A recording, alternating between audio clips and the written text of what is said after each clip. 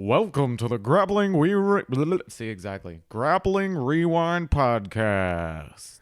Welcome to this week on the Grappling Rewind Podcast. This week's show, we are going to recap the 2023 IBJJF World Championships in the gi that happened here in the United States of America. As always in the show, I'm your host, Maine, my co-host, Simon. How you doing, Simon?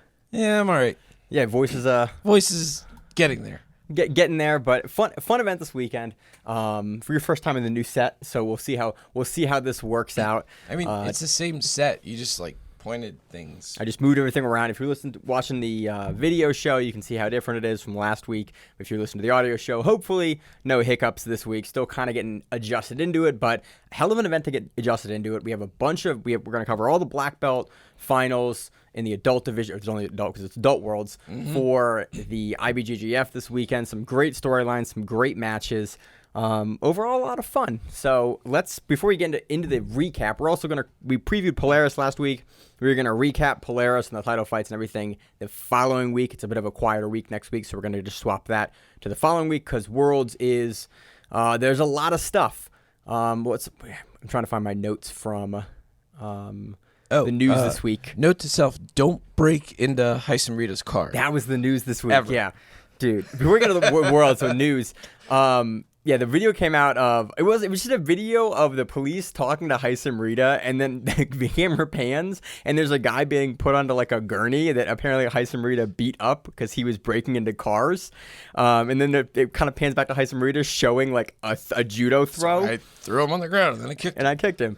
And everyone has just lost. Apparently, Craig Jones did a podcast where he talked kind of in more depth about the whole situation. But I thought it was funny that I think 2 days prior we had learned that Heisem Rita was officially at B Team because we had talked about it in turn a little bit. Yeah. And then 2 days later, it was a video of him that just went viral on the internet. That was don't break into Heisem Rita's car or other cars around Heisem Rita. So Craig Jones is very good at social media, and this was art.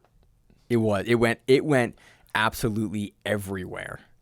So, do we have any other news this week? Oh, I'm going to Dallas in 2 weeks to judge for ADCC. So if you're in Dallas, have a good match. Don't say hello to me because I'll be busy. But after or before, let me know. So I'm excited to go back out for ADCC. It is funny for me because the contrast in me prepping to go judge for ADCC and ADCC rules, and then immediately covering the IBJJF Worlds has been right, that's not going to score the same way. That's going to score here, and all the out of bounds rules exist in IBJJF, and those came in, especially in the quarterfinals, those came into play a ton. In ADCC, the bounds don't really exist, and so getting my head back around that for the IBJJF for the Worlds made me laugh a little bit because there was a couple of times that I took notes and went, right, there's a boundary there that they can't use. A couple notable retirements. Lucas Pinheiro retired at the Worlds here after winning a title. We'll talk about his match probably pretty soon here. And then Coutinho also retired. We have a couple notable retirements this weekend at Worlds. And so it always happens at Worlds. Competitors that are getting a little older retire when they don't usually make the finals. And then, honestly, it is a little odd to see Lucas Pinheiro retiring. That dude is very, very good. And I've got a personal story about him that I've probably told many times on the show. Once we get there, but I don't think I got any other. Was there any other news? No, I'm literally going through chat right now and just seeing, and I don't see anything right now. No big news. So Simon, let's move on to the recap of the 2023 IBJJF World Championships. Where do you want to start for this one? Let's start with your people. My people. The little ones. Hey, man, we're not going to start at the light featherweights. Let's start with the rooster weights. Okay. We had a final between Taliesin Soares and Lucas Pinheiro. Basically, Lucas almost passes. That was kind of the majority of the match. I had that. It was a fantastic display of tactical stalling. A little bit. Yeah. Oh, no, but there was a ton of penalty points for no activity being given out. He managed to actually be able to hold on to his lead while racking up just enough penalties to not actually give up any points off of it. It was a really tactical performance from Lucas where we see it in the IBJJF because the matches are 10 minutes long and the stalling is not lax, but just as a general framework, IBJJF will let you work, and they'll let you work more than most other organizations for the most part, more than AJP, more than ADCC, like any other major organization. IBJJF will sort of, especially in the gi, they will give you time to do whatever you're doing, whether that's like to tactically gash your opponent or to try to move through them in a different way or hold a position and impose. They will kind of let you do that. And again, getting my head back around like, oh yeah, they're not going to call penalties, in 10 or 20 second increments. They're going to give you more time. Lucas Pinheiro played the rule set perfectly. He gets on top. He does enough to force Suarez to sort of try to open up. But if you open up too much, especially at rooster weight, a guy like Pinheiro will just get past you and just start racking up points. We've seen Pinheiro do it in Pans. We've seen him do it at a host of majors for years and years and years. And so it's been really cool over the past couple of years to watch Lucas Pinheiro kind of make a lot of improvements and then finally get that world title. And it makes me feel even better. In the open mat round I had with him in Dallas, Texas, like 3 or 4 years ago, when Lucas Pinheiro was very, very good, world level, but wasn't as known back then. And we rolled, and then he just smashed, like the nicest smashing anyone's ever done. And he was a guy that was smaller than me a little bit by then. And I asked, I was like, I recognize this guy. I know who this guy is. I cannot for the life of me figure out, because he wasn't on the card that I was down there covering. And he was like, oh, I'm Lucas. And I was like, are you Lucas Pinheiro? And he goes, yeah. And he realized that I figured out who he was. And I was like, oh, that makes a lot of sense why that round was absolutely effortless for him to just move me around. And it's been really cool. And that experience made me really follow his career a lot more closely. And it was cool to see him, again, finally win a world title and then retire. I didn't actually catch why he retired, but I would be interested to know, because, again, he's been a guy in the last couple of years that's really been consistently making the podium almost every time he comes out and just looking better and better. So I'm curious why now he decided to hang it up versus, kind of continue this really great run and level of improvement that he's had over the past couple of years. It seemed like to finally just kind of get that off of his back, to the emotional response that he had after winning that fight. It was just kind of like, okay, he's hit the mountaintop. He's gotten this milestone that he's been working on, and I don't know if it means he's going to go open up a school or what you were saying, why would you not ride that out now that you're right on top? And my curiosity was more so that because I've just seen him make so many improvements over the last couple of years. That was sort of what in my head, my question was, we rarely see guys go out on top like that. It happens. It's just super rare. And especially with the rate of improvement that he has been making over the last couple of years and just the changes to his game, I was a bit surprised by it. But again, if he wants to retire, man, there is not a better time to do it than retiring on top as the world champion, and then yep, no mas, I'm done. Very well earned it. And so again, played the rules perfectly, especially for the lighter weight guys, where the match can get away from guys. Didn't let it happen, and and tacticsed it all the way to the bank. Yep. Anything else on that one? Not really. Like I said, just holding on to that score was really masterful the way he did that. Yep. Moving on. The text here in this new setup is different for me. Light featherweight, we had Diego Oliveira versus Miriam Alves. This is basically a couple of sweeps back and forth. The calf slicer that he used to sort of come up and start working towards that final sequence there was super neat. Yeah. One thing I love, and I got to watch Diego Pato do this at ADCC. We had a bet going in the stands of ADCC. Would someone hit a calf slicer that weekend? And we do dollar bets. Whenever we go to events with Grappling Rewind, there's dollar bets abound because we enjoy the events, but it's fun to have stakes on something weird happening. And a betting on a calf slicer is always fun because Zach is a real big fan of calf slicers. Mm-hmm. It made us, every single time Diego Pato would go through his game, we would lose our mind. We had some guys behind us from Unity, where Diego used to be, before he made the move over to Atos.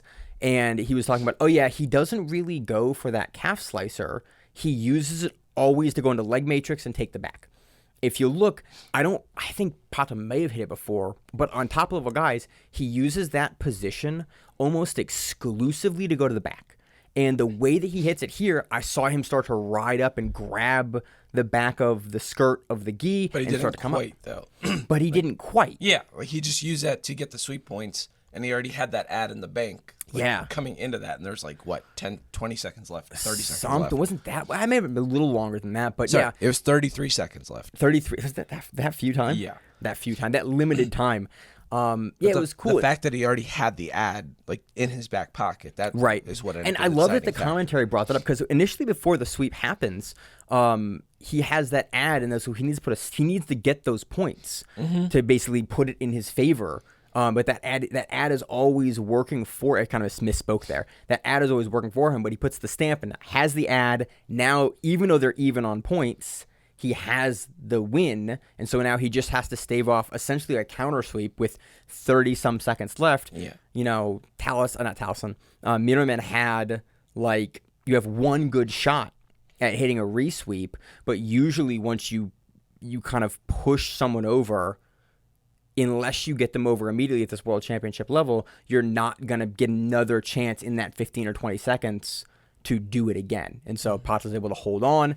Again, super impressive. I love watching Pato's game, but this calf slicer here was super neat. We also had an interesting, like a double leg standing scissor here. Yeah. And we are seeing this more and more at the lower weight classes. We see it in the women's weight classes and the men's weight classes. It happened a couple times in the women's finals. I Yeah. feel. Yeah. We had basically both people will stand up and they're cross-legged with their legs. We gotta find a way to describe what this position is. It's not standing 50-50, and it's not both guys standing with a single leg because that looks different. It's both guys standing with the outside leg up, usually controlled by a grip. The pant grip at The pant grip. Yeah. But they stand up into each other kind of like you would be in 50-50, but both people have good enough balance now to stand up in this position and start to almost sweep and try to sweep each other back over, either to not be swept or to counter sweep to put up the person on the bottom position. And it's something that we're seeing in the last year, way more than we ever saw before. So I'm curious how the meta is shifting, and if we're going to see someone immediately, this is kind of already is a meta shift, to not get knocked over in this tech up sweep is to stand up yourself, but then both people end up with the leg.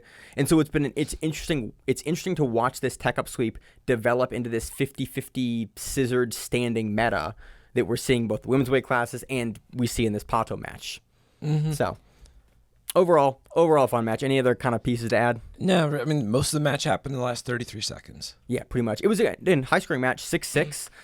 So for Pato to come up, even it up, technically winning with the ad, was really cool. That near sweep that near sweep earlier in the match is what gave him the win here. And so it's awesome to see Diego Pato get more shine and win another world title. Now, commentary had sort of made it seem like the near sweep shouldn't have scored at that point. Even for the ad, So there was a lot of this is a good enough kind of point to stop in anyway. Yeah. There was a ton of different scoring than I am used to in this World Championships than I remember since 2018.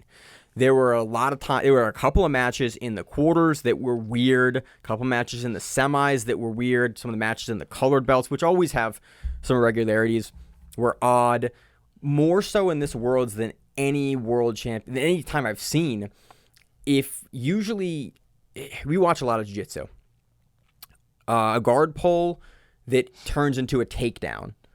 You get a feeling for how it looks, and Yeah. you watch jiu-jitsu for years and years, okay, that's going to score. This Worlds, more than any other Worlds, if you even got close to the person, there was a couple matches in the finals and in the semis that someone would pull, and then it was very clear that the other person that was not pulling had not initiated the motion. No. And they had touched them, and they would give them the 2 for it. And that is I have not seen IBJJF score like that anymore. I don't have a huge problem when, hey man, it's close. You give it to the guy that's I didn't have a taken problem down. at all. Commentary was one that made it seem like it was controversial. It is controversial because that's never the way that they've done it before. I mean, we watch a lot of jiu-jitsu, like an inordinate amount of jiu-jitsu. And this is in this event, this is not how this is typically scored. And I don't have an issue if we're going to start scoring it like this. I don't have an issue. It's just weird to see it, a new scoring kind of meta crop up at the World Championships at the highest level. It's not maybe the best place to do that. Maybe you do it post-Worlds when you make your rules update every other year and like you say, hey, we're going to score it like this. You give some more criteria because there was a lot of athletes that made polls that would have never been scored as, you know, a takedown poll, essentially, and in this World Championships were. There was a lot of kind of weirdness with the border. I thought we'd kind of fix that. There was a lot of weirdness there. There was a lot of stuff that was deep submission attempts or really strong submission attempts that didn't get a single advantage. That's actually for the most part, across the finals, that's what surprised me. Yeah. Was the amount of near subs that did not get ads. There was a couple of times where there was a sub that was like, it's kind of a position that would get an ad. And it was like, it was a massive level of inconsistency in the scoring. And that's something we kind of had bitched about and complained about in like 2017, 2018, 2019, a little bit, and sort of had been corrected. We haven't really, I think last World specifically, we talked about it being like, the best worlds for that kind of stuff was like, oh yeah, we didn't really have any issues. There was, little piece here and there, but that's going to happen at this level. There was a huge amount of inconsistency this year in how advantages were being scored, like significantly, or they'd give someone points for something that was like, maybe or an advantage. Really, they would either hand out advantages when it was hard to make an argument, or they wouldn't hand out advantages when something was like a triangle was in and it was countered quick. Like it was just weird. And as a viewer and as folks that cover and watch a lot of this, and even we heard it in commentary a lot. Commentary consistently brought up that, that they were confused as well, Yeah. and that is unusual, especially with how much jiu-jitsu we watch. I'm not sure what changed, but something obviously had changed in this event, and I figured this is a good enough time as any to bring it up. Yeah. Versus us just kind of piecemealing through it being kind of a weirder event in that respect. I would love to see the stands were full, I think more full than previous years, so that's awesome. But definitely some weirdness and some odd DQs earlier in the week, and there was some weirdness that kind of makes me concerned for where we're going with this level of inconsistency again and cropping back up at the highest level in the gi. Speaking of weird scoring, what match are we on next? featherweight. Featherweight finals. So cough it out. I'm trying. Sam Nagai versus Diego Sodre. Sam Nagai takes it. This was like a case study in why the scoring is not affecting the behavior that I think they want it to affect. Because at one point, it was a 2-0 match. And essentially, the entire time, it was a 2-0 match. Yeah. But between penalties on both sides, ads on both sides, it became 4-2. Yeah. With So 2 ads apiece and 3 penalties. So each. so basically what happens in IBJJF, you get up to 3 penalties. And the first penalty is just, and for whatever it is, you just get a penalty that's a non-major penalty. Well, first penalty for stalling or for inactivity or for whatever. That no one cares. It's just a penalty. If the scores are even and the advantage are even, that is the deciding factor. If we go to a second penalty, then it is an advantage to your opponent. Mm-hmm. So, okay, you get 2 stalling penalties, your opponent gets an advantage. If it comes down to advantages, your opponent will take that. Third penalty is 2 points for your opponent. Both of these dudes give up 2 points to each other. At the fourth penalty, you get disqualified. And at Worlds, they will double disqualify you. I don't think we've ever seen it in a finals match, but we've seen it in quarterfinals and earlier matches. I mean, famously, Levi Jones-Leary a couple of years ago got DQ'd for double pulls and not coming up. Mm-hmm. In my notes here, it's, man, both guys are really playing with fire with the double DQ. But like it did not affect their behaviors. It did not change the way that they attacked the rest of that game. Sam went up by 2 and then essentially just stayed up by 2 despite the fact that they each racked up all the... Yeah, they went back and forth and then ending it 4-2 with 3 penalties apiece. Again, you do what you have to get.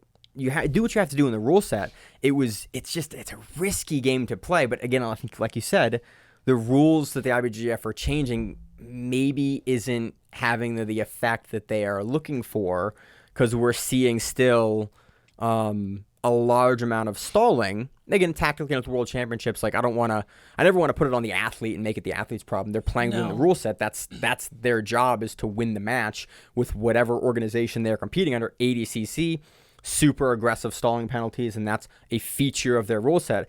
IBJJF has a much more kind of lenient understanding of stalling penalties, and if you're competing in the IBJJF, which all these guys are, that's a feature of how you play within the rule set, and that's what we see. But man, it's a tight race to walk. I did love when the guy won though. He like had a moment. It was great to see him win, and then he went over to his brother and he like hugged his brother and lifted him up. Yeah. It was a really cool. I think Jackson had gotten taken out in the quarters or the semi. I think the semis of his division. Don't get it wrong. It's not like I think the wrong guy won. No, it's definitely. that they're creating these rules to try to hopefully create down the line more exciting matches, or at least shift the meta towards a game that'll be more fan friendly. Yeah. But this did nothing to really change the styles or the meta of either of those guys. They were both playing that tactical game, and like you said, they're playing with fire even in the championship match. Yep. So again, the guy takes it, first world title. I've been super hot on his game for a while. We watched him, frequently in a Fight to Win. I think that's where we first really discovered him, was on Fight to Win. Like, he was a younger dude that was just super exciting and gunning for it. And kind of reminded me of a lot of Josh Sistros in that way, where it's like, hey man, he's just gunning for it. And it's been again cool to see him on those Fight to Wins, and then now in the World Championships and getting a first world title. Again, a very kind of stark difference to the game that we usually see him play. But in the Worlds, you got to do what you got to do to get it done. So takes the first world title. Let's move on to another guy that will play the rules to the what's the term I can use. He'll get it done. Gamesmanship. For the lightweight division, we had Jonathan Alves taking on Pedro Maia. These guys hadn't fought before.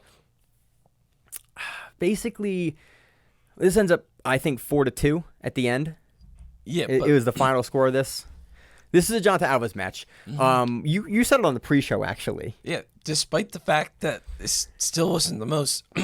Yeah, it was back and forth. There was a lot of the 50-50 seesaw thing, but this was still one of Alves' most action-packed matches. Yeah, absolutely. We see Alves, they literally changed a rule for him in the IBJJF GP. Oh, that's right. Yeah, it's Jonathan Alves' rule to prevent protracted stalling in 50-50. And we saw a bit of that here. And Alves, to his credit, as much as it may not be my favorite guy to watch, to his credit, he is incredibly difficult to avoid getting entangled in 50-50 and having him be able to get the lapel into that 50-50. Like, he is absolutely the best guy in the world at doing that, the best guy in the world at holding you there, and the best guy in the world at pulling you into that game regardless of who you are and forcing you to play, hey man, we're going to play Jonathan Alves' game, and we're going to sit here for as long as we need to sit here until I force you to make a mistake. I'm going to try to toe hold you.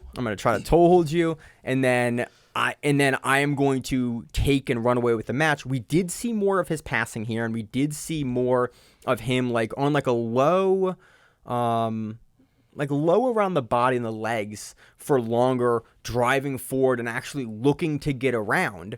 But definitely a lot of really a classic Jonathan Alves 50-50 lapel match. What was the official scoring when they were on the border? Was that because he was fleeing, or so Maia gave the ref the most nasty look ever? Like, what just happened there? So Jonathan Alves is working for a position. Yeah. And has control of the position. And this is my biggest issue with the IBJJF, with this rule specifically, IBJJF. And so what they're doing, IBJJF started enforcing the border really, really stringently a while ago. And then last year, they made the border enforcement less strict, and they let guys at the higher levels try to work out a little bit, but they changed some of the outside of the mat scoring. And so what I think happened here, and again, I watched it, I went, okay, he scored. Alves is working towards position because they're going to reset them, and because Pedro was pushing them out of the mat and basically fleeing the mat from that position because he's moving straight backwards, perpendicular out of bounds. I thought Maia was moving forward, though. Maia was on his butt, and Alves was pushing forward, I think. Okay. I could be wrong, but that's how the sequence that I remember. We may be talking about a different sequence in this match, Maybe, yeah. but I remember. And then because they have to reset, and Alves was working towards getting around and working towards doing something, he's given the 2 points because he can't give the position back. Yeah. They're not going to reset them back in that spot. That's what I thought happened. So it's essentially like a fleeing call then. It is a fleeing call. Okay. Like he was given Alves was given the 2 points because his opponent was fleeing the mat. You're not going to disqualify him from fleeing the mat, but it's fleeing the mat in a takedown or in like a pass. You give the person the 2 points to disincentivize that behavior. Again, if I'm incorrect about this, shoot me a message. That is my understanding of the rule change and my understanding of seeing this sequence. What happened? Yeah. It's just somewhat inconsistent with how they call it. It's somewhat inconsistent. I actually like it's inconsistent for how much they let them play out of the border, but for an organization that has like a 75-page rule book, half of the discussion we have when we cover the Worlds is just about the rules. Yeah. So I wish that wasn't as much of what we spent our time talking about. But Alves gets it done. What do you want to know? Yeah. I mean, it kind of sucks that like that's how he wins his first world title. I know. I'm surprised it's his first world title still. At black belt. Sorry. No, that's what I mean. I'm still surprised. I always think that Because he got promoted right after he won it at Brown. a couple of years ago though. Yeah, it was like on the mat. They like threw the belt at him. Yeah. Yeah. You got to talk into that mic. Yeah, I know. Sorry, I'm self-conscious about the whole frog in my throat thing right now. It is what it is, and also like me, I'm used to like all This the shows. is actually of my talking. mic. Yeah, it is. This is my mic that I gave from your you. podcast. Yeah. back in the day.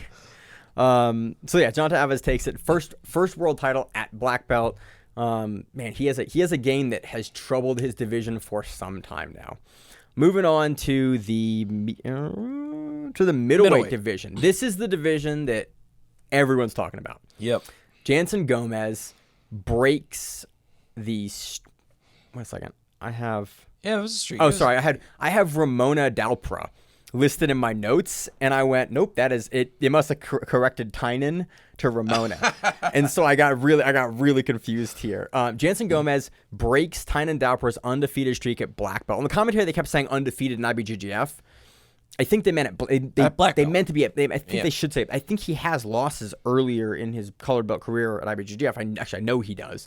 At black belt, he was 60 or 61. I think it was 60 in a row. Perfect. Going into the finals with Jansen Gomez. Jansen Gomez had taken out Tyra Tola, which I think a lot of people were really surprised about. Again, Tyra Tola was technically coming in as the former world champion. We've known Jansen Gomez is a monster, and Ty, although he is a world champion in the gi, the youngest world champion in the gi, does rely on a lot of his explosiveness and movement, and like has a game that is sort of more suited, and we see him much more frequently competing in no gi versus a guy like Jansen, who's primarily a gi competitor. You know, most of the time it's not an ADCC. His brother's not an ADCC. Like, he is just in the gi, much like Tynan is. So Jansen Gomez upsets Tyra Tola. And I was like, okay, wow, Tyra Tola's out now. Now, instead of seeing what everyone thought we were going to see, which is Tyra Tola versus Tynan Dalpra in the finals, we see Jansen Gomez versus Tynan Dalpra in the finals. And then in basically Dalpra makes one mistake, not even a mistake. Yeah, the whole match came down to that sequence, though. That was the first big sequence of the match was basically we had Tynan Dalpra on the bottom playing guard, which we again know Dalpra more of a passer. He has Gomez's leg. He comes underneath Gomez and tries to go for almost like a knee bar sweep out the back. He doesn't get it. Gomez squares up, puts his chest on the back of Dalpra, and then Dalpra starts to get fancy, gets to his knees, and what he's going to do is he's going to do a roll around and basically get underneath Gomez as Gomez is coming forward and basically end up, instead of having Gomez on top of his back in the turtle position, he's going to do a big roll and end up basically teleporting to the top of Jansen Gomez and having his back on top of Jansen Gomez. Well, Except Jansen Gomez has seen this trick before, and he does it.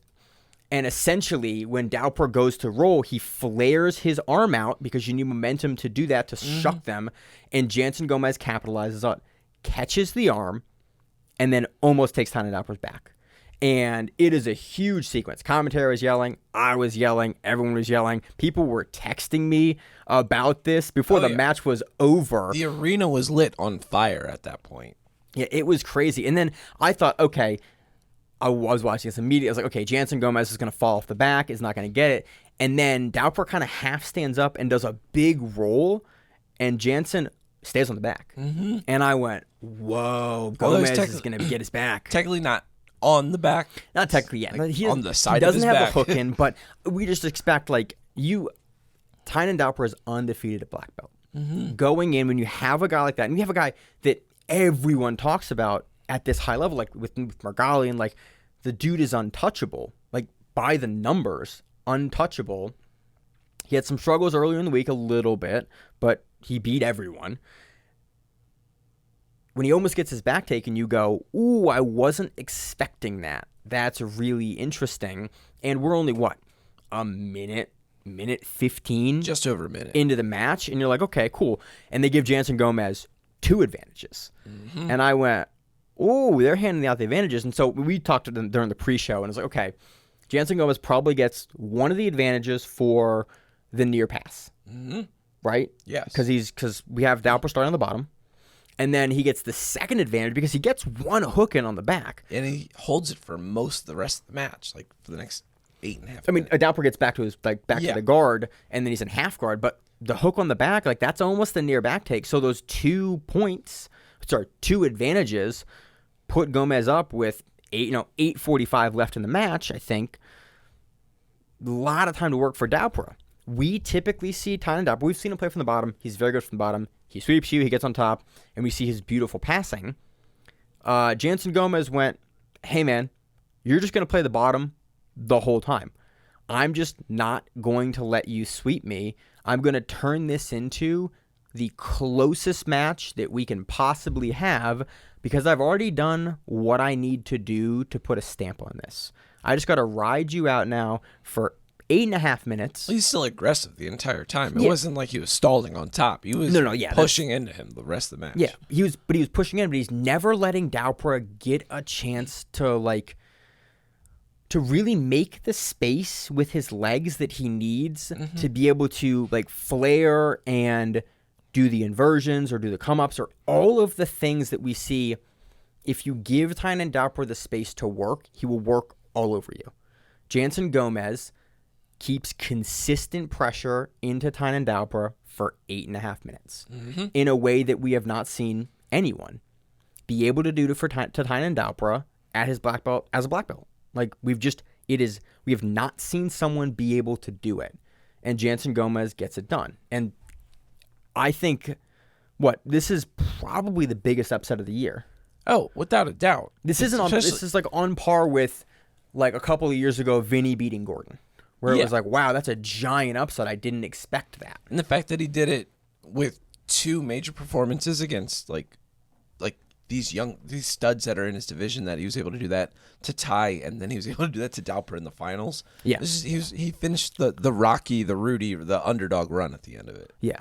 It was really cool. This, again, the sequence that it is wild. I watched. I have the sequence saved here to the side of it to have. Like, one little mistake, not even a mistake, like one little capitalization where Daupra goes to lift and he lifts his arm a little bit, but Jansen's able to get an underhook and then able to when that's the arm that he flares out. Yeah. And then he spins to the other side.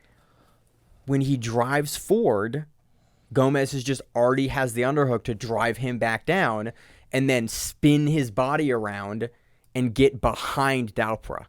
And it's just such a wild...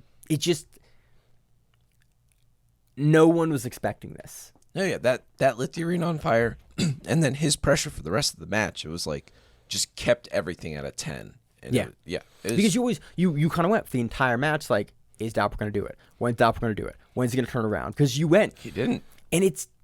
I'm trying to think of an analog for a performance like this, where it's... You see... like the untouchable guy. You and I watch a lot of MMA. It's Rocky. It is Rocky. Yeah.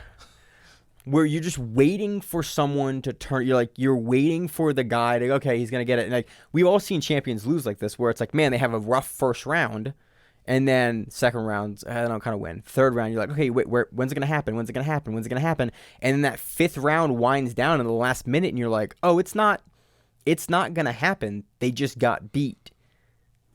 That was that moment. We rarely get those kind of moments in jiu-jitsu.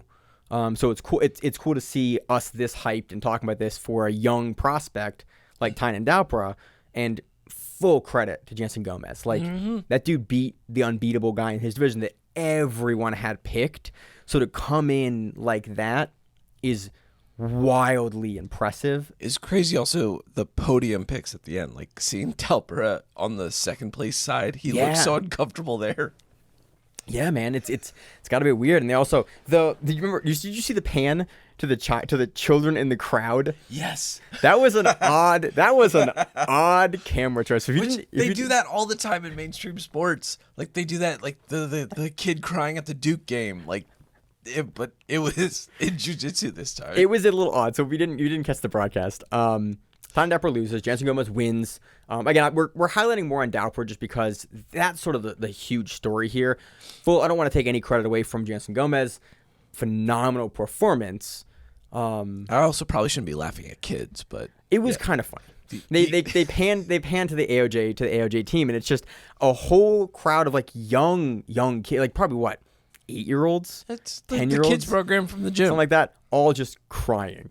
And I felt kind of bad, but it was also it was a real sports kind of moment when you're like, oh yeah, there are fans here to go see this guy, and they were banking on this guy winning. That's their coach, that's their leader. It's like to see them lose, like that's a real.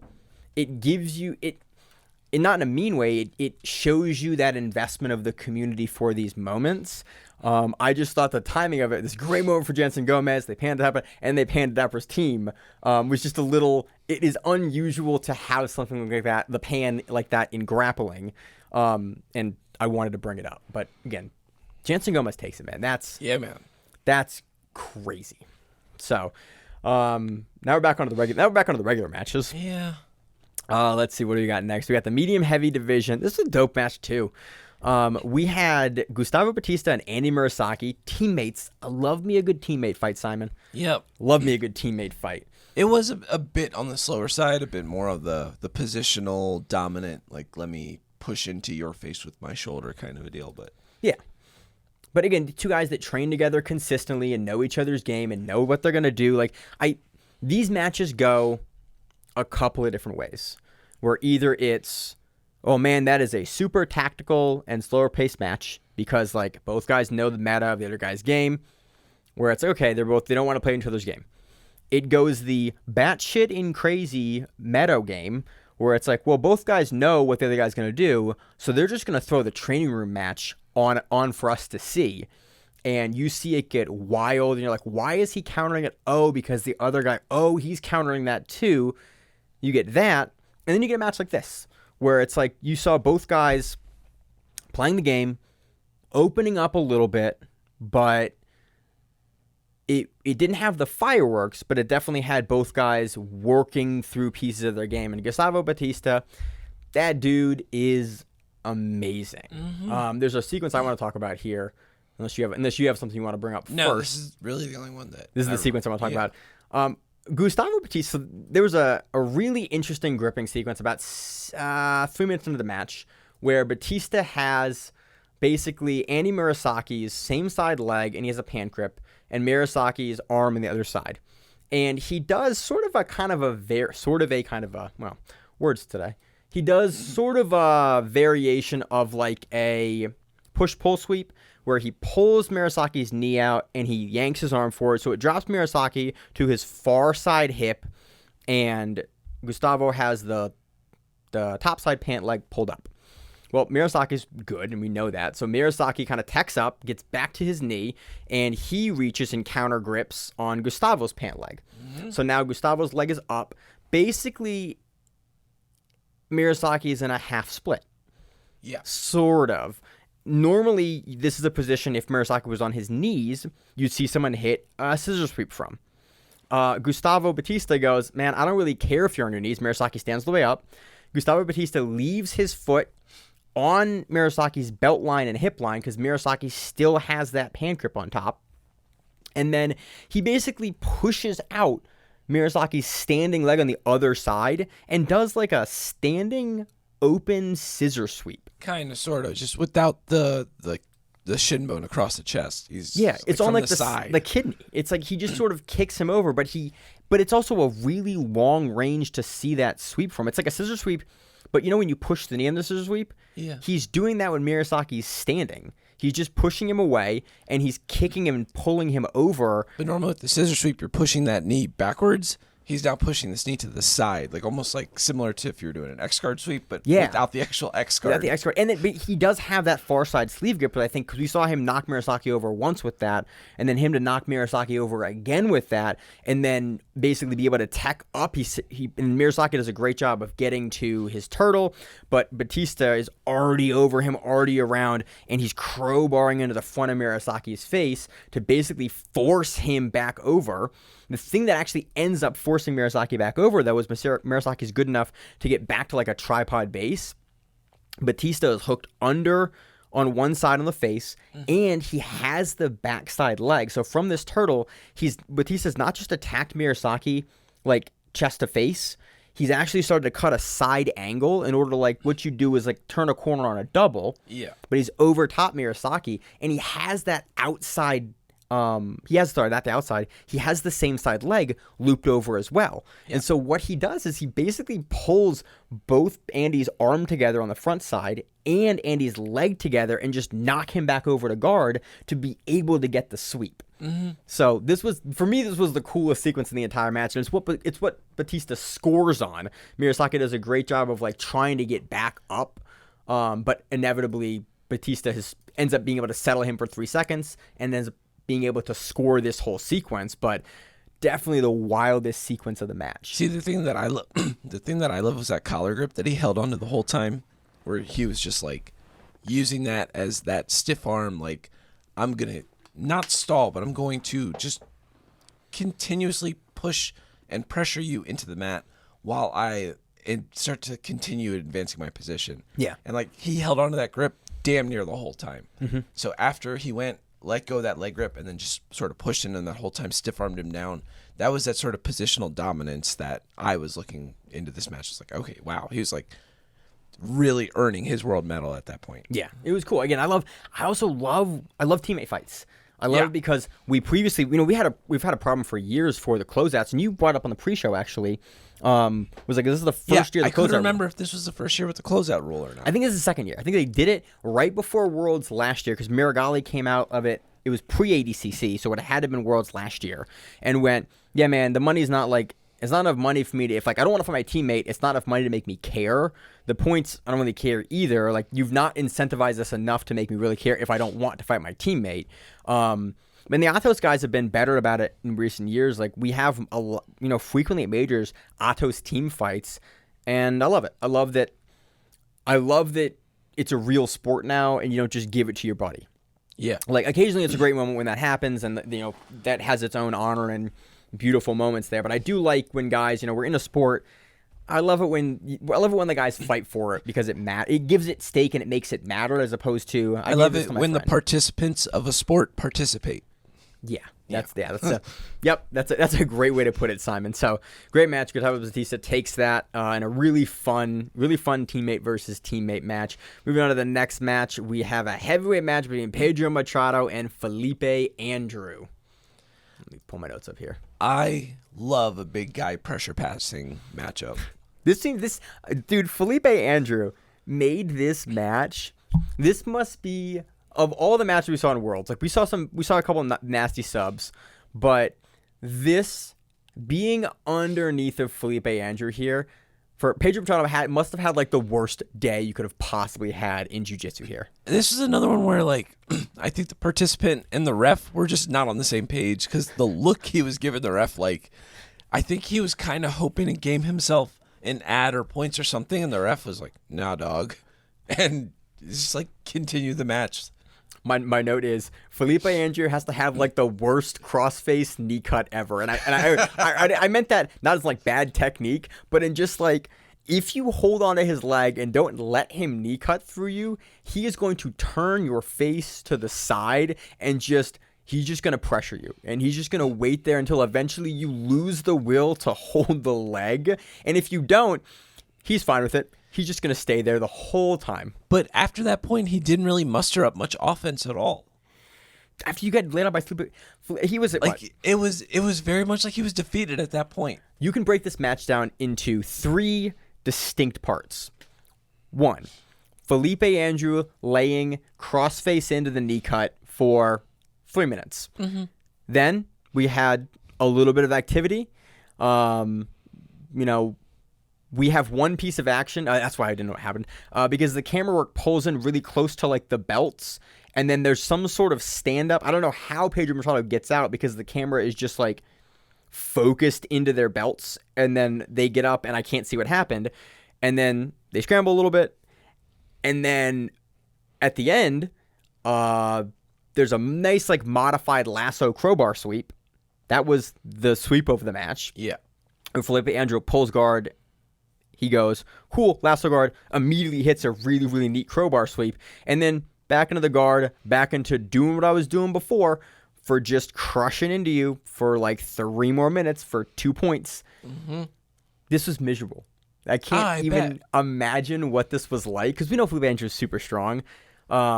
This is very, very rarely in jiu-jitsu do you go like, man, I've had days. Like it's at the world levels, I don't have a lot of analogs for like I've had a match like that where like I have had this match. I have been on the receiving end of this as not a world championship level guy. And it makes me just like I can empathize with Pedro Machado and his face and neck in this position, like trying what he can, but Felipe Andrew's going to lay into that pass the entire time and be an immovable object. But even then, it seemed like that moment defeated him. Like he could not really, aside from the fact that he's got Felipe Andrew on top of him pressuring him. That is a major factor in this moment. I'm not discounting that at all.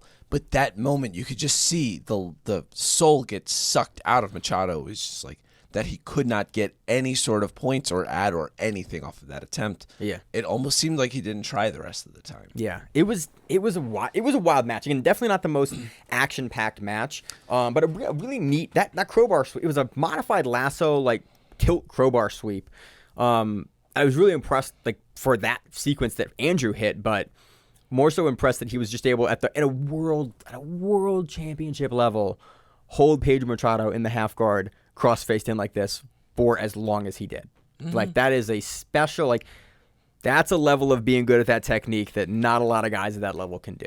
So, I have nothing. I have not much more on that match. Yeah, there wasn't really much else that happened, but I do love a good pressure passing battle. Yeah, that is a bit of your game. That's what I tried to. That's what I aspire to. What you try to do. Yeah. Now, like for the heavyweight match, no, my match is out of order. For the Super super heavyweight, we have Kaynan Duarte versus Eric Muniz. This was weird in that like the best moment of the match came to the guy that didn't win the match. Yeah, Like, that ankle pick sweep from Kaynan was probably the most beautiful technical piece of technique that we saw in the entire match. And then it happened so early, you kind of figured it was going to be a typical Kaynan match.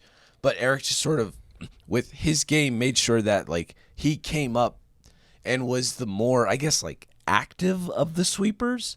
Yeah, I think that's a good way to put it. Like he just, and we've seen Duarte do this. This was a textbook match for occasionally, I don't want to call it problems. I hate to talk about guys at this such a high level as like having a problem in their game, but it's Duarte is a guy that can sometimes not push the pace.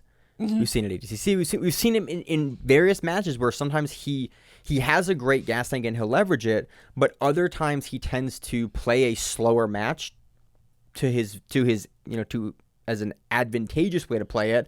But also we've seen it much like in this match, kind of to his detriment. He plays a slower match and a slower game, and if he can't get to he is so good in the scrambles. He is so good at taking so much ground and then stopping the match exactly where he wants to, like a bag of concrete on top of you. If you don't let him do that, I'm in the wrong. It's okay. I know what you're talking about.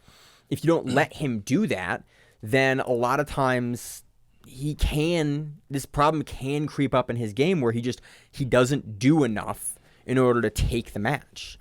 But Yeah, The it just seemed like Eric was the more intentional of those with his offense. It wasn't like Kynan got that sweep early. It was within the first minute of the match. Yeah. And then after that, it didn't really.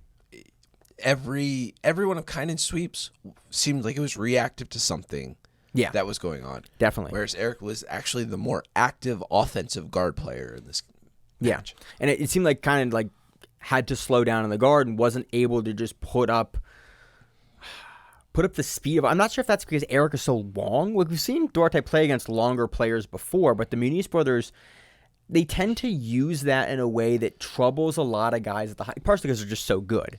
But they tend to use that length in a way that we've seen repeatedly over the years. Like, guys have a problem getting past their legs and their arms because they can reach you from such a long distance away, and then they're willing to pull their legs in so far that they have both the ability to push and pull you with both their hands and legs at the same time in a way that you have to stand much closer to them. You have to stand kind of over them, and then you can't, and like a guy like Duarte likes to drop his weight and pass through like that. Mm-hmm. It's harder to do that in the way that the Muniz brothers all kind of play their guards, because you can't just drop through it in a way that I think works within Duarte's game really well. And that's kind of what we saw here.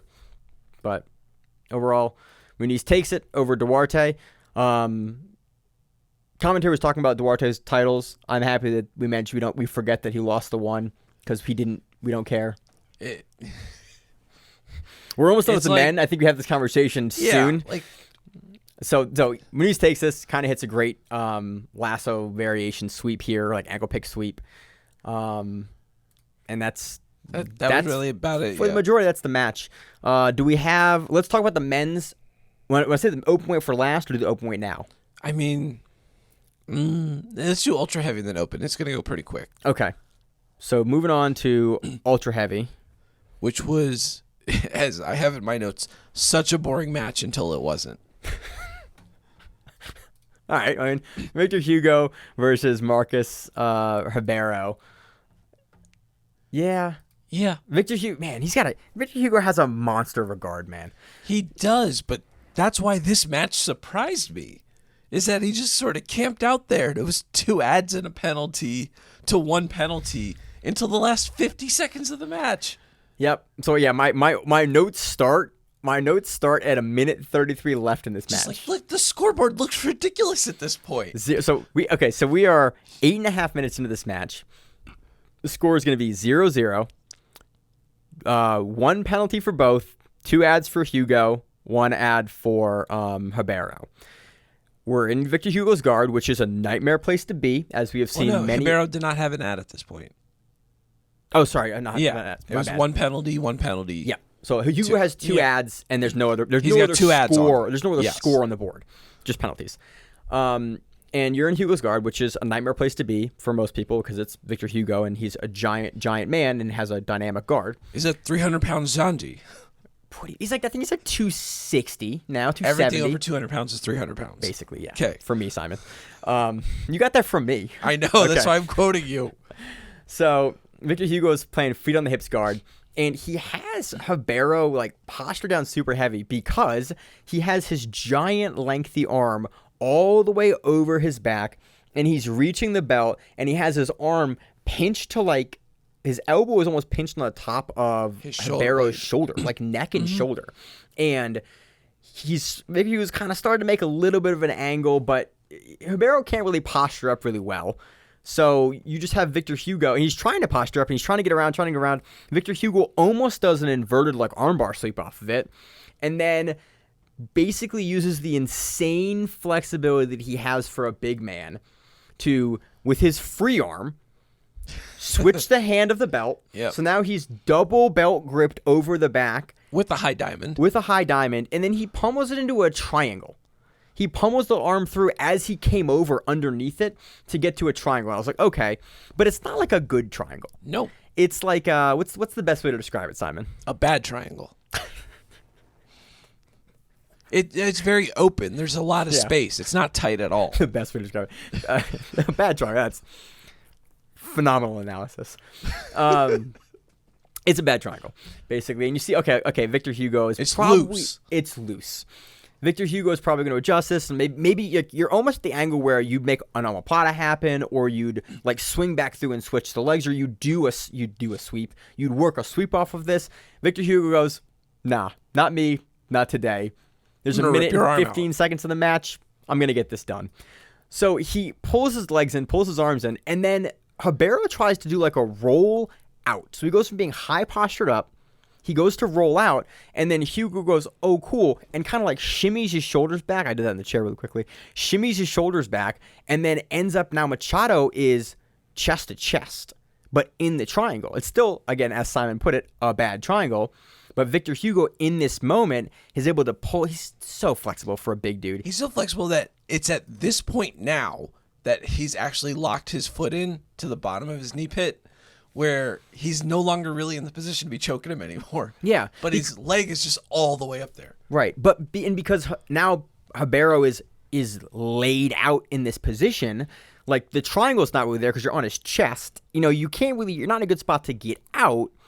So both guys are kind of stuck here. Like, Yeah, normally, you're not going to get choked, but you're not yeah, getting out because of the that. shoulder, instead of being across the neck, is just over on the other side, hanging out. And because you're low, he can't pull your head down because it's already on his chest. So you're just not in a triangle position.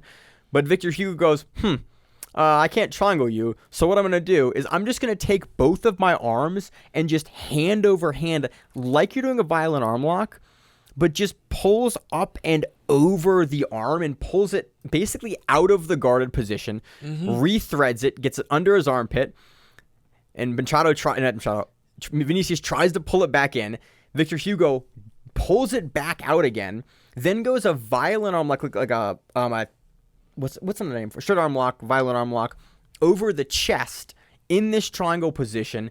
He's pulling it down, but because Ribeiro is so close to him, the elbow, Hugo doesn't have enough distance on the elbow. The fulcrum isn't at that right spot that he wants it to be. And so Victor Hugo goes, oh, that's annoying. Goes hand over hand and finishes it exactly like you would finish an armbar from topside, a straight arm lock from topside crucifix, where you push over on the top arm, and he uses his fulcrum over his own elbow. That's how you like to finish the knee bar, actually. Yeah, it is. Yeah. Because I got a lot from Victor Hugo. Yep. But he uses it in that same grip to finish the straight arm lock from that triangle position. And I went, 3 things, Victor Hugo. 4 things, Victor Hugo. Crazy dynamic guard. Yep. 2, you are 270 pounds. You should not be that flexible. 3, you are 270 pounds. And every person we've ever talked to and talked about you talks about how ridiculously strong you are. And I can absolutely see it in this sequence here, where he just decides like, oh, this arm, I would like to attack it. I'm just going to move it into a position from this triangle and just decide that this is how I'm going to attack it. Victor Hugo is an uncommon kind of guy, and he has a great match.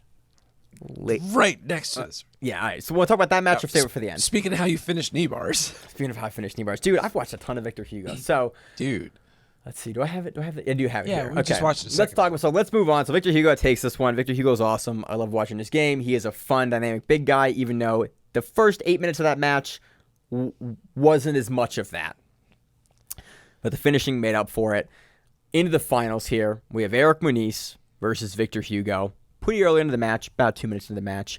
And Eric Muniz, and so you brought it up, you kind of mentioned and broke this down earlier. So with Eric Muniz's Muniz was very successful with this sweep earlier. Like in the super heavyweight bracket, it was like you could hear the crowd start to ramp up a bit because this is the sweep that he's going to use.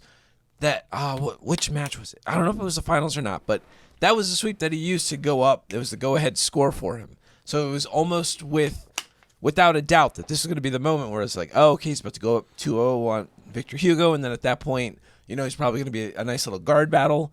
And then Victor Hugo had other ideas because... Dude, so Muniz gets the lapel under the leg, lifts up, elevates, pushes Victor Hugo away, and then...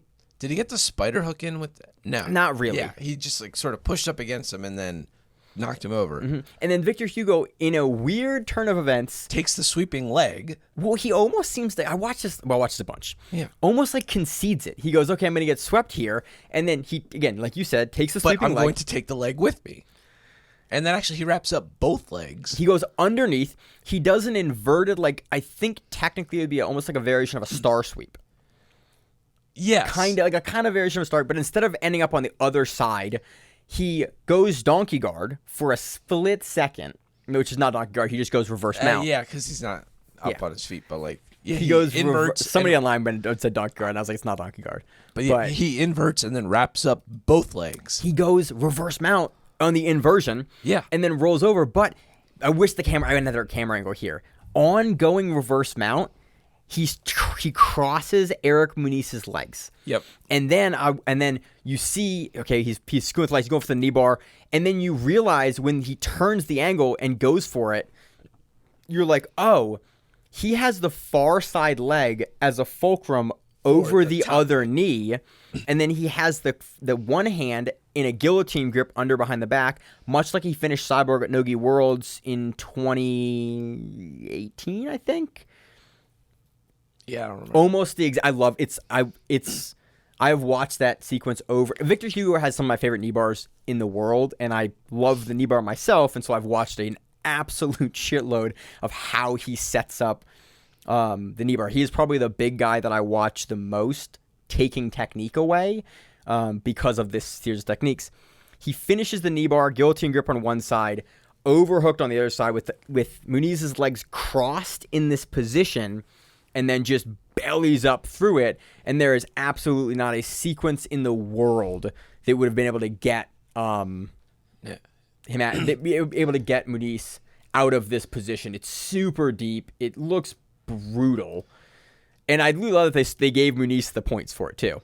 Oh yeah, Because it was really quick, and it was like honestly, you said, he conceded the sweep. he conceded the sweep, but even though I'm looking at it now, from the minute that Muniz sits up, Hugo's down. I'll give you Hugo hits the mat at about 8:13, and by the time 8:13 left in the match, 1, 2, 3, Hugo's underneath inverted. He gets the sweep at pretty much 4.5 seconds. So it's like, okay, it's he gets it definitely. And by the way, I thought in hindsight that it was a little quick. It wasn't quick at all. And then within 3 seconds of that, he's rolled over, and then he's locking the knee bar and he's extending. It's end game at that point. And the match ends at 7:57 left of the match. It's my favorite sub of the whole tournament. Yeah. Of the ones that I watch, if there was any other ones. Of the black belt finals, this is the most exciting one. It's just awesome. I love watching Victor Hugo knee bar because his positioning is so sound when he does it. Like, he locks into place. He's one of the few guys that uses that like overhand guys call it guillotine grip. Guillotine grip knee bar, and it's just so powerful, and he's so strong. It is a dead end position. A lot of guys end up like rolling through this position, but with Victor Hugo, when he gets you there, guys almost never able to roll out. And even in matches like this, he has the legs crossed. It makes the rollout physically impossible because your own leg and your hips get in the way of being able to roll out of this. And it's beautiful to see a black belt world final in the open class like this, finished by submission. Victor Hugo is that new generation of Sanji guy that can kind of do it all. Except at 270 pounds. 270 pounds. I think he's so big, dude. He's wildly big. So that does it for the men's matches. Great overall, a lot of fun. Let's move on to the ladies. Simon, where do you want to start with the women this time? Let's start with the little people. Start with the little people, my people again, Simon. Moving on to the women's roosterweight final. Let me pop up my notes here as I try to get to them. Maybe a little out of order here. So we have Maisa Bastos defeating Jennifer Aquino. Sweeps back and forth. Basically, it's a Maisa Bastos match and Jennifer Aquino. They've met before, and it is Bastos has mostly been at light feather this year, and comes back down for roosterweight. I think I always kind of blank on, because Bastos is so small. Yeah, she tends to bounce around weights a lot, and I always forget, because in Nogi she has to go up a ton of weight, and I always forget what weight she has her world titles at. I thought it was rooster weight, but it might have been a light feather. I'm just blanking on it. I don't want to speak out of turn here. Yeah, me neither. But basically, yeah, this is a rooster weight finals match like we've seen the last 4 or 5 years, really. Sweep, re-sweep. Maisa Bastos is absolutely phenomenal. Maisa Bastos essentially hits like an inverted knee bar sweep that kind of forces Jennifer to sit down. And then she's able to re-sweep, and then Bastos sort of hits a similar Was it a knee sweep. bar or straight foot or ankle lock? It looked. I had that she had set back for the foot lock, and then she came up on top, and that was the deciding sweep. That was the second sweep. The second one, yeah. Yeah. The first sweep was kind of like, it wasn't really a knee bar sweep, but it is most akin and most close to a knee bar sweep. Basically, when the leg's down, like you're not actually going to be able to hit the knee bar. She got a leg drag in there. Yeah, sort of like, the leg drag, inverted leg drag. I call it a knee bar sweep, but yeah, probably inverted leg drag sweep is a better name for it. And then at the end, foot lock sweep, gets up, almost goes out of bounds at the end, but is able to get the points. And Maisa Bastos again takes another world title. Just changed teams recently. The team's move looks like it's staying good for her, but Maisa Bastos has always looked phenomenal and continues to do so here. Any other kind of points in the match, Simon? Not really, no. All right, moving on to the next match, we have a light featherweight final between Jessica Khan and Thamaris Alkino. I love a takedown on a pull attempt that scores the takedown. So this is what I was talking about earlier. This is the match. That was a quick 2. Oh, yeah. So basically, Khan scores 2. I think it was Khan. Wait, my notes are a little funny here. Khan scores 2 off this, right? Yes. So Aquino pulls. Oh, sorry, Thamaris, not Aquino. Thamaris pulls, and I don't think there's contact. I watched it again. It looks like I thought there was contact. She just timed it perfectly. I thought this was quick, but the IBJJF is now scoring these a little quicker and sort of in favor of the top player a lot of times. If it's close, they are consistently now scoring for top player, whereas previously they were scoring for who initiated first. Yes. So it's again a bit of a change, but Khan, you said it, Simon, gets the 2 off the guard pole. What do you want to call these? It's a well-timed takedown. You're timing your takedown for the puller. But I don't think we should call it a takedown. I think we should call it like you're getting the points for the takedown technically. Yes. But I think like either like an intercept guard pull, but that means something different, or like a 2, you're given 2 for their guard pull is essentially what it is. And I think because there's no me touching your leg as you pull, I think calling that a takedown is disingenuous. I think we need to come up with a term for what this is, because a takedown, like a blast double leg, and this are not the same thing. But I don't think that's any less disingenuous than the person that goes into 50-50 and then just chills for. No. I don't think it's a problem. But I just think when talking about it for breakdown, this is a different rule that is being used at a championship level. Yeah. And is being done well. Yeah, so absolutely. I'm not saying it's not being done well. I just think when talking about it, I'm just curious. Like, I want to come up with a way to more effectively talk about intercept guard pull if they're going to score like this. Because like a takedown it feels weird to call it a takedown when we're breaking it down, because it's very clearly a guard pull that someone's getting 2 points for because they made contact during the guard pull. But we see the 2 points. This basically at the end of the match, this is 8-6. There's a backside 50-50. There's a bunch of sequences here, and there's a couple of sequences, and this is the match also I was talking about, where I didn't realize all my weirdness in scoring was mostly this match. There's a triangle sequence, and there's a knee bar sequence. Well, the triangle sequence led to the knee bar sequence. Right. Which was the most action of the whole match. Pretty much. Both of which scored no advantages. No. And so for contrast here, we had a finals match, an open weight finals match in the women, we're talking about later, where Gabriela Pisana does like a loop choke from the guard that kind of gets defended pretty quickly, and then she gets an advantage for that. Yeah. So we had a diamond, like a pretty decent triangle that Khan had to fall back like out of position and throw her legs over to try to get out of. But then Tamira gets 2 for the sweep. Yeah. And that's what ends up tying it up. Yeah. The whole sequence was odd. I would have given an advantage for both. But again, I may be misunderstanding what the new advantage criteria is for IBJJF. It was just there was a level of inconsistency and kind of oddness specifically in this match, I'm realizing. It seemed like they should both get advantage ads at that point. They both attempted submissions at that point. It was pretty clear, actually. Yeah, and submissions that required some level of defense, too, which sort of was the criteria for a lot of them. But there was definitely some weirdness. Came down to the last second, though. Khan just sort of pulled it out there. Yeah, at the end, she wins on points. And again, it's Jessica Khan's first title. We've seen her win the SEA Games a couple of times. We've seen her, up. We've always kind of been curious. Really, like, my question was when she was going to make the switch, when she was going to be able to do it. It wasn't really a matter of like, is she ever going to do it? It's like when. And so that when is 2023. She takes her first world title. AOJ, kind of again, another member of the AOJ kids and teens program that became an adult that is now another adult world champion out of that AOJ squad. Dude, AOJ and Atos, man.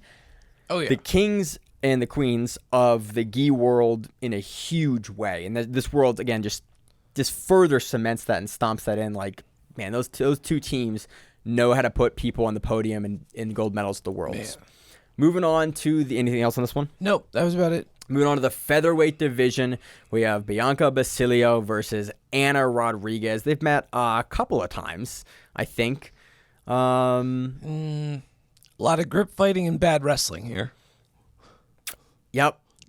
I'm working through my notes, trying to come up with more stuff I can say. I don't even want to say it was bad wrestling. It was kind of no wrestling.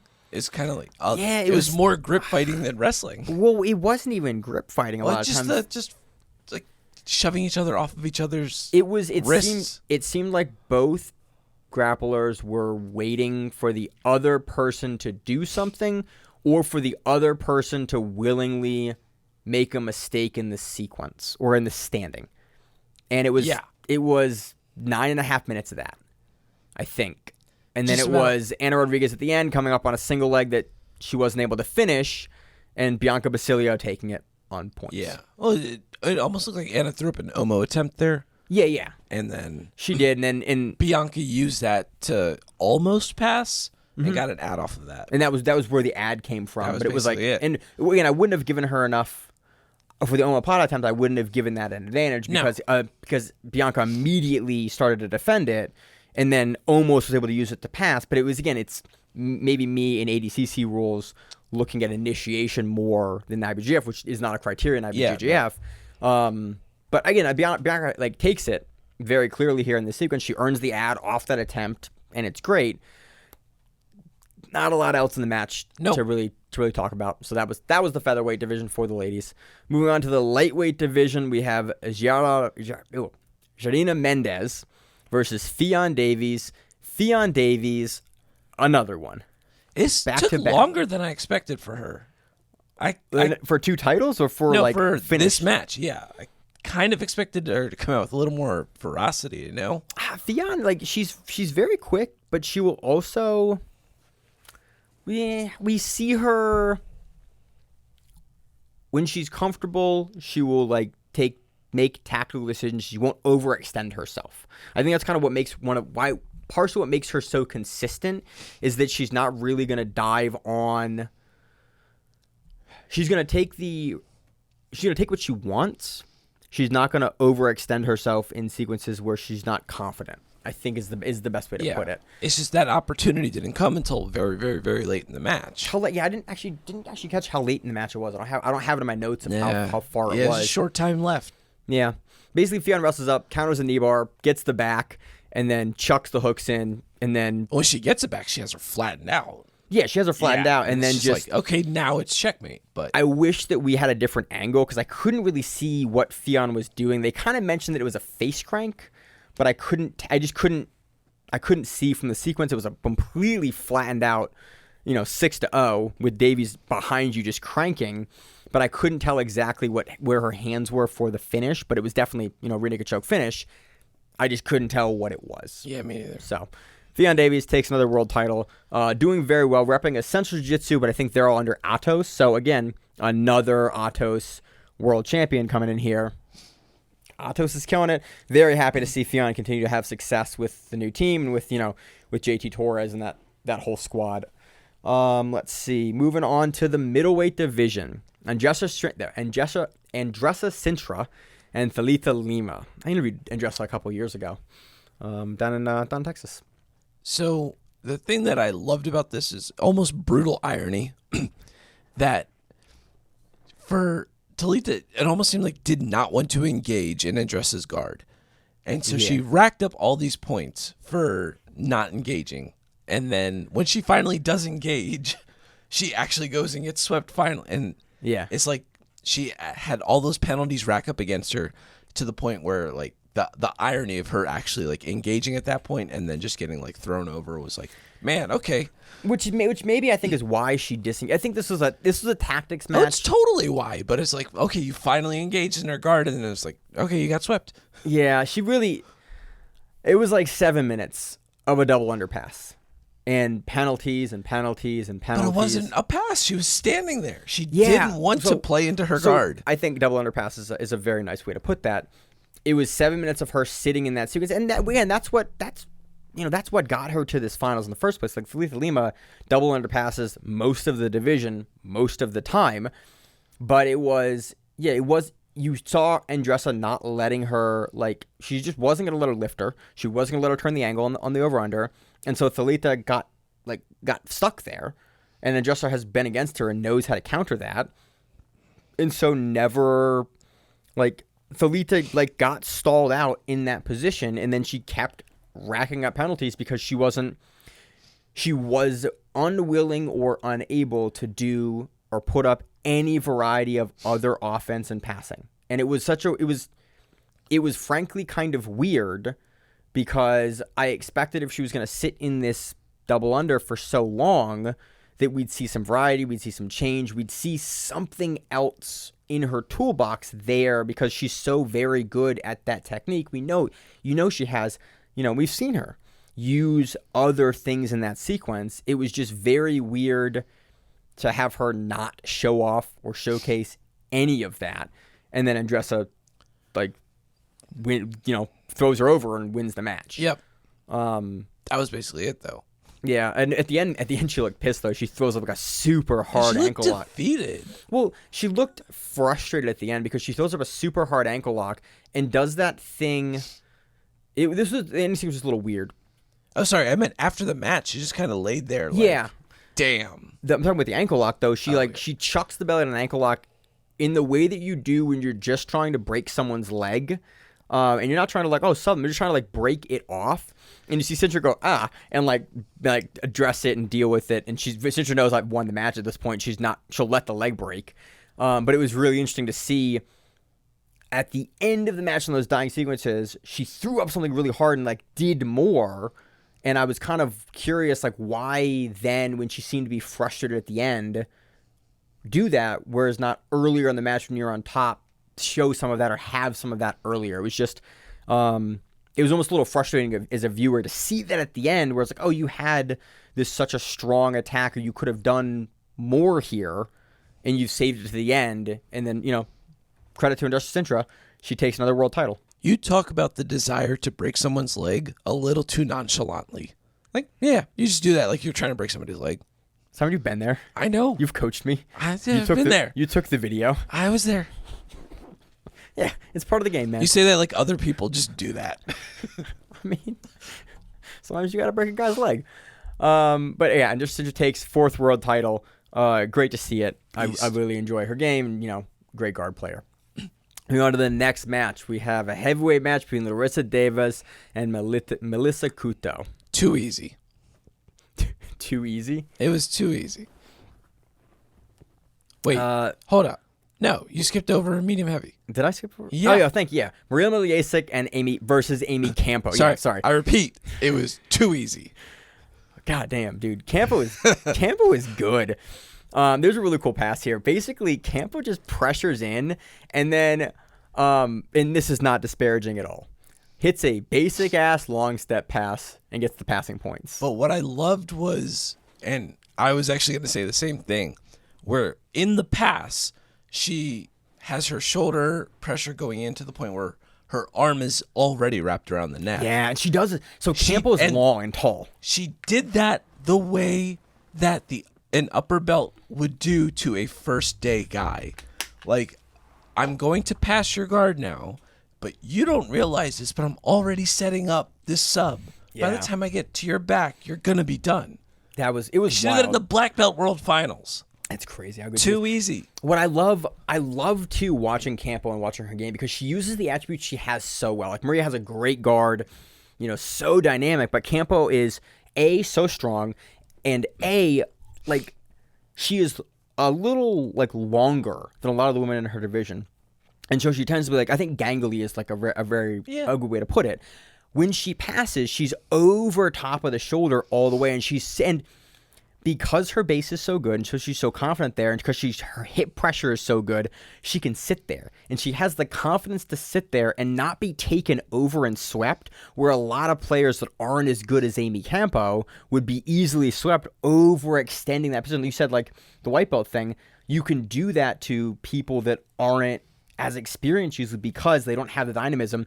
Maria Miliasic, we know, has the dynamism to do it. It just speaks so much to Campo that she can sit in that what typically is an overextended position with the shoulder pressure down and the hand all the way over in that pass, hit a super basic, great long step pass over the leg, and then when Miliasic goes to turtle, the arm is already in place to throw the choke in.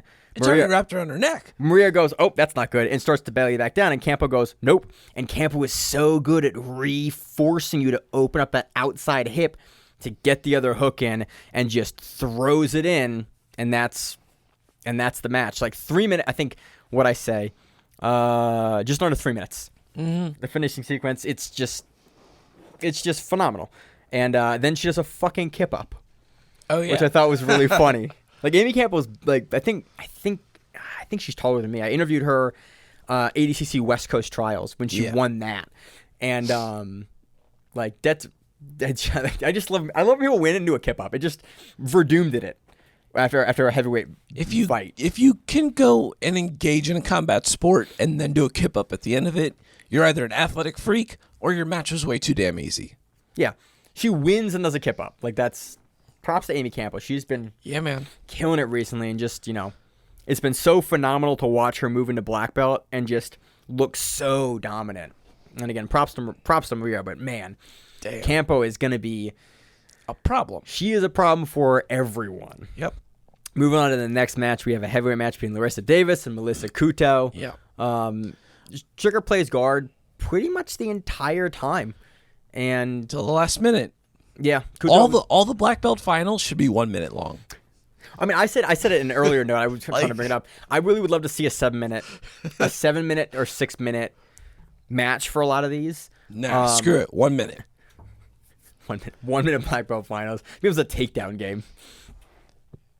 And then eventually Stricker hits a really neat modified X guard sweep. And I actually wanted to talk about it here. I liked it because it's basically that similar sweep that we see Gustavo Batista hit, but she has her hand and the lapel underneath of the knee pulled through, and so she's double legs through like you're going to do a standard X guard. Mm-hmm.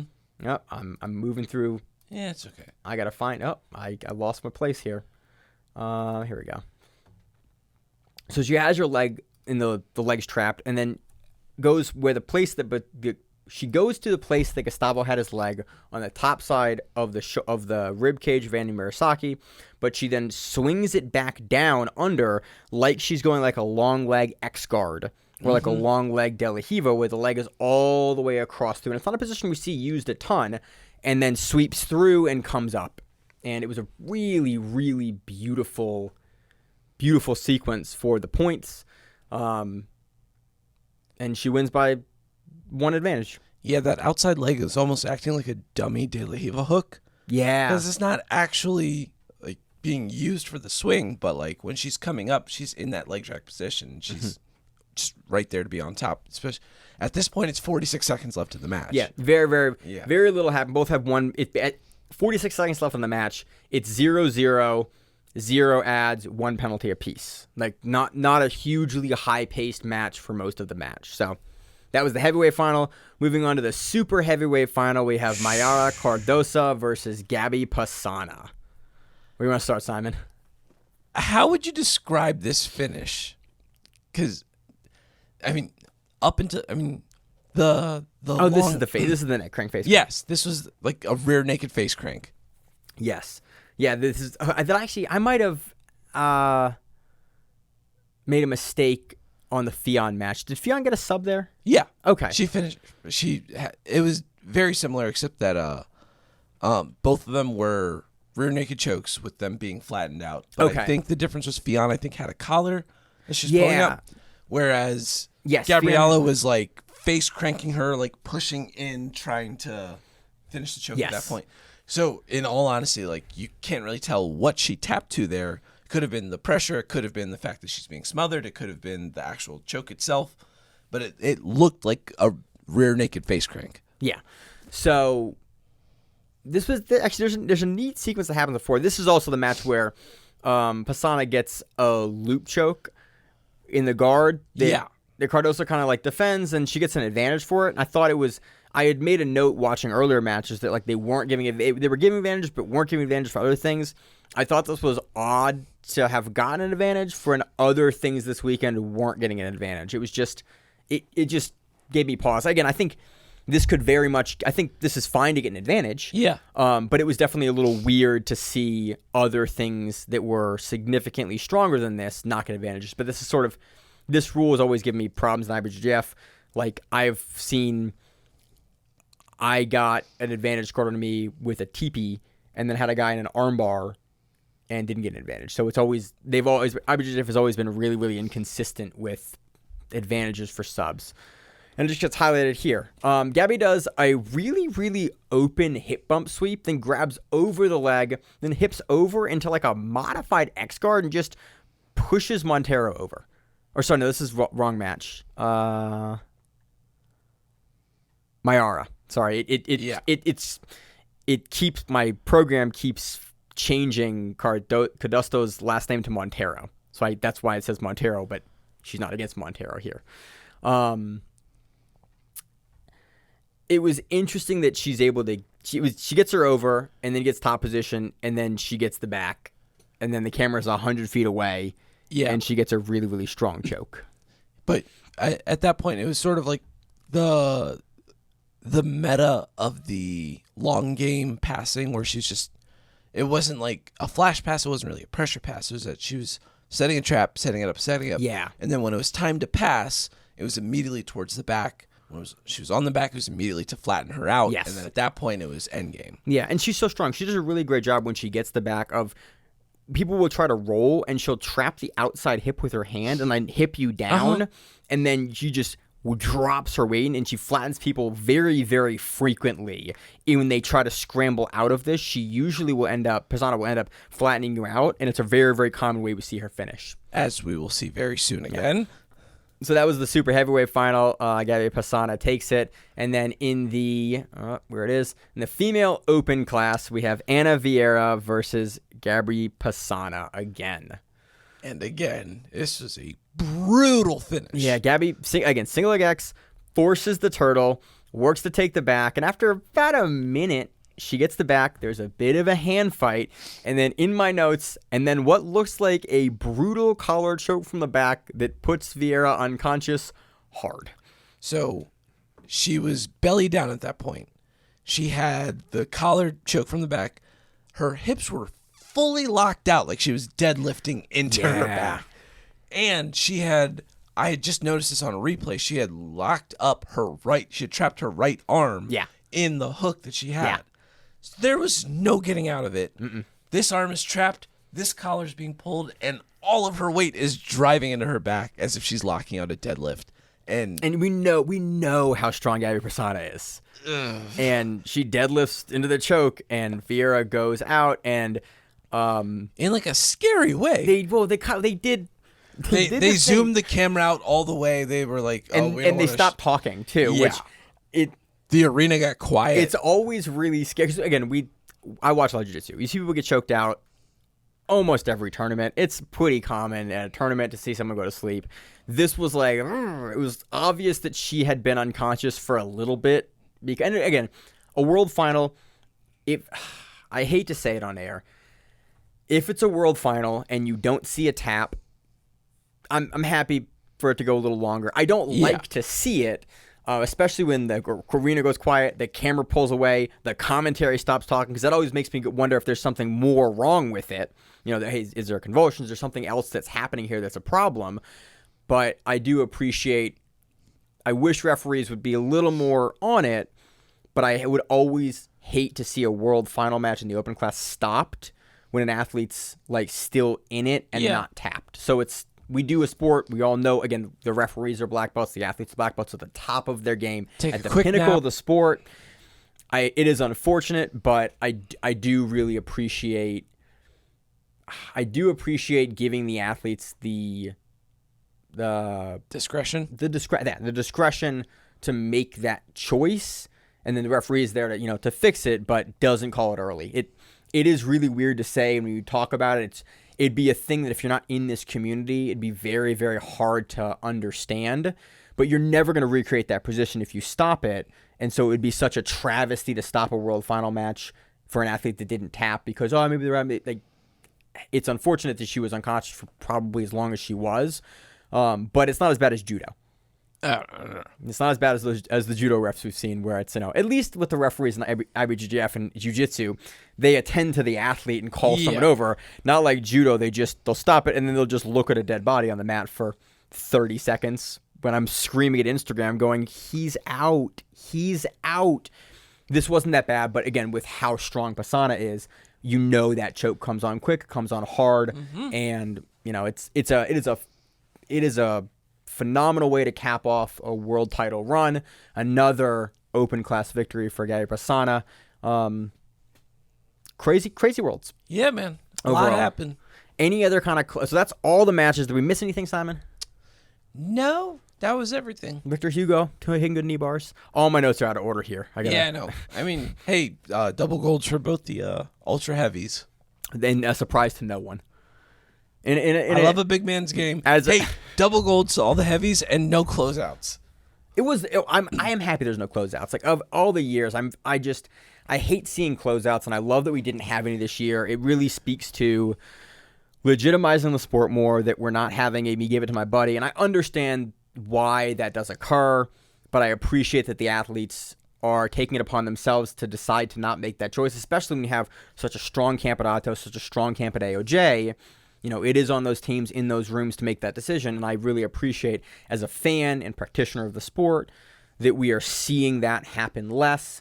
And I think it sets a good precedent moving forward for the younger generation of athletes to see like their coaches and their mentors and the people that they're coming up, idolizing, deciding to have it out with their teammates on these world stages. It just sets a great precedent, for the sport overall. So, any other kind of closing thoughts for the world, Simon? Who's getting drug tested? Yeah, yes. All right. So, we haven't started a pool yet for Grappling Rewind. We do a sport, and this is my caveat here. I watch the sport for entertainment as a practitioner. I enjoy watching it. It is not my position or place to pass judgment for what athletes decide to do to go and win and provide for themselves and their career athletically. I, for one, happen to like guys with infinite cardio who can train a lot of time and do great technique. But we do sports commentary for entertainment and for analysis. It's not my place to pass judgment. Last couple years, and this year specifically, there's been a lot more drug testing and a lot of people popped at No-Gi Worlds. Surprisingly, there were some notable names absent this year. Like hardly any big names on the male side. There was a lot of guys that were missing. A lot of guys got taken out early too, but there was a lot of names that were notably absent, and it is curious, and I'm wondering who we are going to see pop, because I'm guessing that we're going to see that because historically it's been every other year almost. It can't be Kynan again. If Kynan pops again, can't be Kynan again. Something's wrong with him. Hey guys, we know. We just need you to not, because I love watching you and I hate taking a break for a year and then coming back and seeing you again. So yeah, again, I hope that no one does. I hope that they all performed their cycles as they intended to and needed to be clean for these tests, for these events, which is what they need to do. Mm-hmm. But someone's probably gonna pop, and I'm always curious about about who it is, and we'll probably know in about usually 8 to 9 months, something like that. No way, not that long. Is 'Cause it- I feel like It's usually, it depends on the guy, depends on the batch. when Kynan popped, if Worlds was in late May, early June, June, usually. we knew by like that fall that he had popped and that he wasn't going to be in Worlds. So like the 3 or following- 4 months. Yeah. Okay, so we'll know in a quarter or something. If they go through arbitration, and people found out recently that, if you provide information, you can have a suspension lowered. That's always been in the requirements. It's also if you cooperate. There's a bunch of different ways you can skirt lengths for suspensions. I want to see Michael Galvao back as soon as possible. I don't really care. I'm here to watch good jiu-jitsu, and it was unfortunate that he's absent. So, but it is the big kind of elephant in the room of we haven't heard anything about USADA at the World Championships, but given that they were at Nogi Worlds, an event that historically they did not test at, it will be interesting to see in 4 to 6 months what silver medalist suddenly becomes a world champion. But again, props to all the athletes as always. I love covering it. I love the opportunity to watch these phenomenal athletes go out and do what they do. The variety of technique informs our games, and it's really awesome to get a chance to watch these guys and talk about them. And I love it. I'm so happy to cover another world championship. And again, I wish that some of the scoring would be, Consistent. a little more consistent. I wish that the rules you'd maybe even pare down the rules or make it a little more digestible, because it's getting very, very nuanced in a way that I'm not sure is for the better. But overall, another world championship in the book, and not a huge amount of robberies at the final level, and that's all you can ever really hope for. True that. Next week, we will be covering Polaris. They had a phenomenal card this weekend. Didn't get a chance to watch some highlights on it, but I want to watch through the whole card and give it its time. We will cover that this following week. Great matches. If you want to hear a preview for that, you can listen to last week's show. You got anything fun going on this week, Simon? My family and I just joined a pool. I've never felt more of a suburban dad in my life. That's reasonable. Yeah, man. That's good. You got 2 kiddos going out of the pool. Should be fun. I did yard work today, and then we went to the pool. Sounds like a great summer. It's like the beginning of June. I got a whole summer worth of this stuff. That sounds awesome. I'm prepping for ADCC Dallas. That is my next prep of okay, I now have to wipe Worlds scoring from my mind and go back into ADCC to go do judging for them down in Dallas. So I'm very, very excited for that. I always love going and doing that. If you're at Dallas, train hard, get ready for it. Dude, with how these opens have been looking, the level at trials is gonna skyrocket, which is the whole point of all these opens in the U.S. is that we want the level of trials to be as high as possibly can, give people experience within the rule set. We're seeing people fly in for them.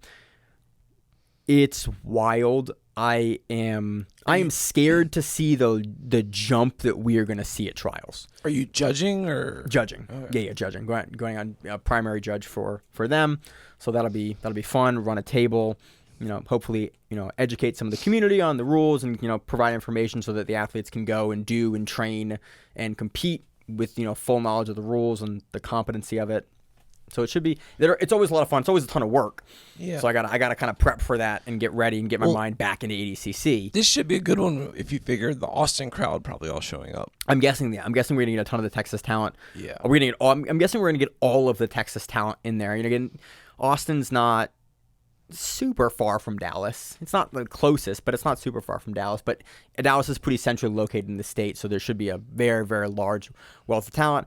Haven't been to Dallas in, I think, three or 4 years. I went down for Kasai was the last time I was in Dallas, so it's been a while.